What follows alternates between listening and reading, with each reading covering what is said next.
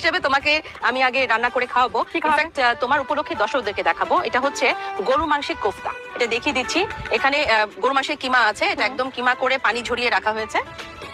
আর এটা লবণ দিচ্ছি। হ্যাঁ, এগুলো কোফতা করা হচ্ছে। হ্যাঁ, এটা কোফতা বলগুলো করে নিচ্ছি, ছেড়ে দেবো, নাড়াচাড়া করবো না। এটা নিজের মতো করে শেপ নিয়ে নেবে। এই যে তোমার দেখো কোফতাটা কিন্তু ভাঙেনি, শক্তই আছে, ইনট্যাক্ট আছে।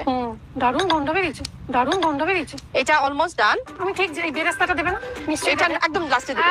বাংলাদেশে রান্না হচ্ছে আর বেরেস্তা পড়বে হবে না। হ্যাঁ, তা কি হয়, এটা জাস্ট লাস্টের দিকে দেবো আমি বেরেস্তাটা। উফ, কি ভালোই না হয়েছে গো। উফ, কি ভালোই না হয়েছে গো। উফ, কি ভালোই না লাগছে গো। যেন মনে হচ্ছে উনি যদি ওটা অন ক্যামেরাতে খেয়ে টেস্টটা অনুভব করতে পারতো না, তাহলে হয়তো ওনার আরো বেশি ভালো লাগতো। উফ, কি ভালোই না হয়েছে গো। এই বর্তমান সময়েও না বাংলাদেশের মতো একটা মুসলিম কান্ট্রিতে যখন কোনো জায়গাতে গরু কাটা হয় না, মুসলিমরা যখন গরু কাটে না, সেই খবর যদি কোনো হিন্দুরা পায় না, তাহলে সেই এলাকাতেও হিন্দুরা কখনো যায় না।